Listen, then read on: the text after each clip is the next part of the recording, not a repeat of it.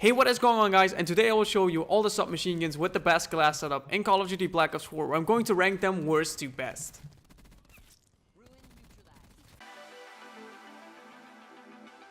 Welcome guys to Geisha Network. My name is Sanders and we're currently in a custom game menu where I'm going to show you all these submachine guns with the best class setup, and after that I'm going to rank them worst to best.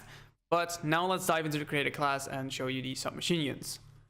The first up is the MX9. This is the highest damage submachine guns, has a little low range, still moderated fire rate compared to the other submachine guns, but the accuracy is decent. I wouldn't say it's perfect, but it's decent, and has 35 rounds in the mag. For the optics, you have reflex, holographic, the ELO, and the NVER. And for attachments, you got suppressor, hybrid max, long barrel, FMG, laser sight, stock, rapid fire, and high caliber rounds. What I use here is a sight, and that is mainly because of the attachments, because I think that rapid fire and long barrel is actually the only attachments you need on this weapon, because the other ones are really not that necessary. So this is really nice, although the iron sight is pretty good on this weapon, but the sight is obviously better. So for the attachments, I go rapid fire because it increases the DPS, and the long barrel will help with the range fall off, what is pretty low, still low on this gun, but it really helps. For the attachments, I go engineer to counter the equipment because there's a lot of equipment in this game. Dexterity to be faster. Ghost because UAV gets spammed in this game, so you don't want to die because a person is just waiting around the corner. And same goes for dead silence. When people use the sensor, they cannot wait around the corner because they know you're there. And for the wildcard is the perk greed for dead silence. So next up is the GKS. What is a very interesting gun. It has the same damage as the Cordite and the Saug 9mm. I hope I pronounced Saug right. I don't really know. But it has less fire rate. So it would be in general saying that it is not going to beat those guns. True. But this gun is really good for long range and has literally no recoil whatsoever. The accuracy is really good. It has also 38 rounds in the mag, which is pretty good. And for the operator mod, you got quad shot, and it makes the gun turn it into a burst weapon, so basically a tactical rifle. For the optics, I use reflex, recoil, and dual zoom and NVER. And for the attachments, you have grip, quickdraw, long barrel, extending mags, grip 2, suppressor, and long barrel 2. And the operator mod, quad shot. So what I use here is the long barrel and long barrel 2 because it increases the damage fall off for ranges. What this gun is actually meant to use for, I would say that this gun is for long range and not really for short range, although it is a submachine gun. You don't need grip on this gun because it really shoots straight even without grip, so you want to have long barrel and long barrel 2 because the bullets hit the targets faster, so that's makes it up for the low fire rate.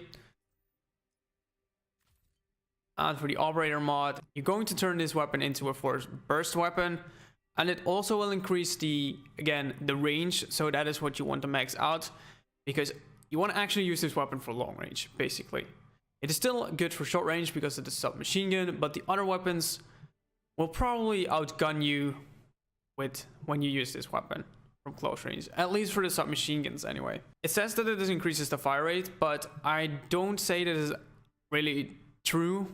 It will fire the 4 rounds pretty much faster, but the overall, when you shoot the gun without the operator mod, it is going to be the same time when you are emptying your mag. For the perks, I use engineer, dexterity, and ghost. If you do not want to use the operator mod, you can use this setup, so long barrel 2 and long barrel and quick draw, and use engineer, ghost, and dead silence. But coming up to the next submachine gun is the Spitfire. This is the lowest damage and range, but has the highest fire rate, but has little bad recoil, but that doesn't really matter. This gun is really strong from close range. You're definitely going to beat every submachine gun within close range with this weapon, and has 34 rounds in the mag, and the operator mod is wildfire. So for the optics, you got reflex, dual zoom, holographic, and the ELO sight. And for the attachments, you have laser sight, extending mags, fast mag, FMG, laser sight 2, quick draw, and stock. I don't use a sight here because I'm going to aim with this weapon, but the iron sight is pretty good, so it doesn't really need it. Extending mag is really handy in this weapon. The more ammo in this weapon is really handy because this gun shoots really fast, and that is why fast mag is also nice, because you going to reload this weapon a lot. So the fast mag is really handy, and I aim with this weapon, so quick draw is really nice for quick reaction. If you want to use this on hip fire, you could go laser sight, but I say it doesn't really need it, because if I want to shoot from the hip, it's probably going to be very accurate because it is a submachine gun. But I only shoot from the hip when I'm really into their faces, and I really don't need laser sight for it. You can use the operator mod. What makes the fire rate go full, but recoil is even getting worse. You definitely, if you're using this and hit all the shots, they're going to be down very quickly, but because of the recoil, you might miss a lot. So I don't say it's kind of worth it to do it. Coming up next, you see Cordite. What has the largest round in the mag? It has some decent... It has a decent damage. Range is pretty off. Fire rate is pretty high, but the accuracy and the recoil is kind of off. So it doesn't really compete with the other submachine guns. But it has a really large ammo mag, so that is nice. And the operator mod is belt feed.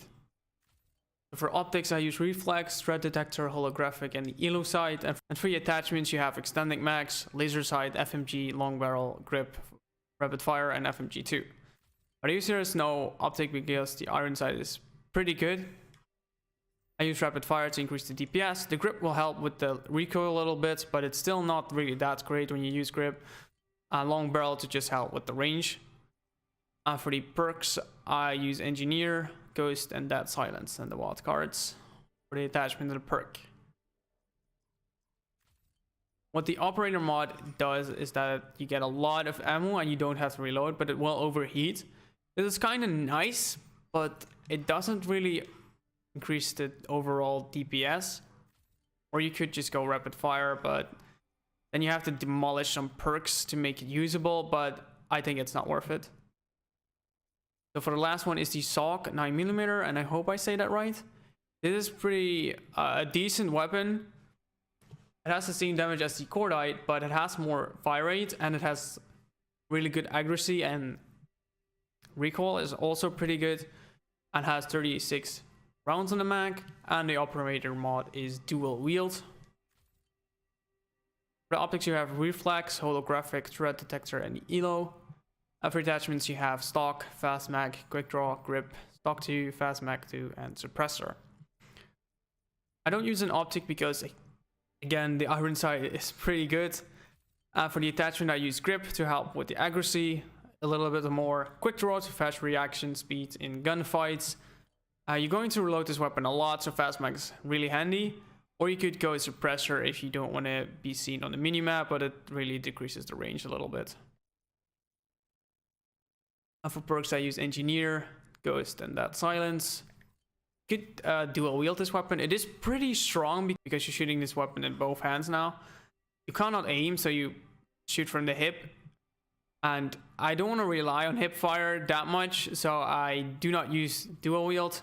It is still strong if you're close, but in far range, you're pretty much going to be killed. So I do not like that.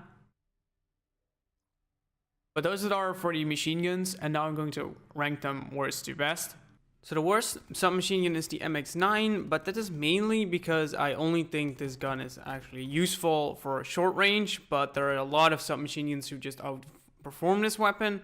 But it is still good with rapid fire, so it actually competes with the other submachine guns a little bit more, and the elo sight actually helps with the bad recoil it has. But other than that, it is good for short range.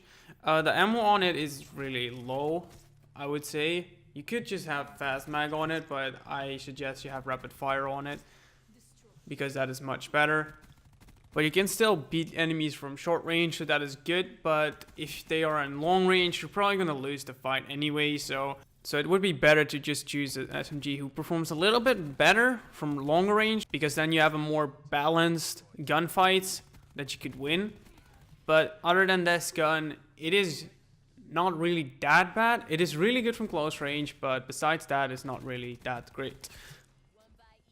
Next up is the Cordite, what even worse recoil, but it shoots much faster and it has a really large ammo pool, and it is still more effective in longer ranges and will definitely take out enemies really fast from close ranges, and that's why it is good. But it's also good with the long barrel to take enemies out from long range, and with the rapid fire you have more damage per second, so that's also nice to use. And the grip will help out with the bad recoil, so that doesn't really matter that much. But the really cool thing about this gun is really his ammo capacity, because 60 rounds in a mag is really handy when taking out multiple enemies, so you don't have to reload. And with the large ammo capacity, it is also, you have more ammo in general, so that is also really good. But in general, this weapon is really good for close range, but far range it is okay, but the other submachine guns will perform better. But the high ammo in this gun is really handy to take out multiple enemies, so that makes the gun really good to use. Coming on number 3 is the GKS. What makes this gun strong is its low recoil. I would say it just has no recoil whatsoever. So, and with the long barrel, this gun is really good for long ranges, and with even the burst fire, it makes it even more better for long ranges. I would say that it doesn't beat the guns in short range, but it is still very accurate. So you end up winning most of the gunfights because your gun just shoots very straight compared to the other submachine guns. But if you don't make use of the long range it has, like the long barrel and the burst fire, I think this gun pretty much is the worst submachine gun in the game. But if you maximize it for a long range, this gun excels really well, and you definitely want to have the long barrel too, because it increases the bullet traveling time, so that is also makes up for the low fire rate. But in general, this gun is really good because this gun can be used for long range and compared to the other submachine guns. Coming to the second best submachine gun is the Spitfire. Although the recoil is really bad on this gun, but because it shoots so fast, this gun really destroys enemies from close range, and that is what this gun makes a beast to close range. This gun is the best close range weapon in the game, except for, of course, the shotguns, but I would suggest rank it after them. It is really fast. You definitely want to run extended mags and fast mag on it, because you want to reload very fast and you want to have a lot of ammo to take out multiple enemies very quickly. And this gun sprays a lot, so you might miss, so this extra ammo is really needed. But the downside is that it is not really good for long range. You can still try to kill enemies from long range by just spraying a little bit, but that wouldn't really help because the recoil is pretty bad. But in close range, this thing is a real beast. The best submachine gun is the Saug 90mm, and that's because it is very stable. It has really good fire rate, and the damage is really there. The weapon is also good for long range, and because it is so stable, you're probably going to hit them with ease. You definitely want to run fast mag on this weapon. This weapon shoots very fast, so you be constantly reloading, so having that quick reload is really handy. And with Quickdraw, you can react very fast in gunfights, so you're probably going to beat all the submachine guns because it has Quickdraw. Maybe not with the Spitfire, but the Spitfire doesn't have Quickdraw, so you're probably going to react much faster. It still shoots very fast compared to the Spitfire, so you maybe even win from the Spitfire from close range. And because it is so stable, you're going to hit all your shots much easier than the Spitfire. And compared to the other submachine guns, it is also good for long range. Maybe it won't ungun the GKS, but this gun has more fire rate, so it will probably outgun the GKS. But guys, those were the submachine guns ranked worst to best with the best class setups. So that wraps up the video. I thank you guys for watching. If you find this video helpful, don't forget to hit the like button. And if you want more gaming videos like this one, then you could subscribe to the channel and hit the notification bell so you don't miss anything. But I see you in the next one, and have an awesome day.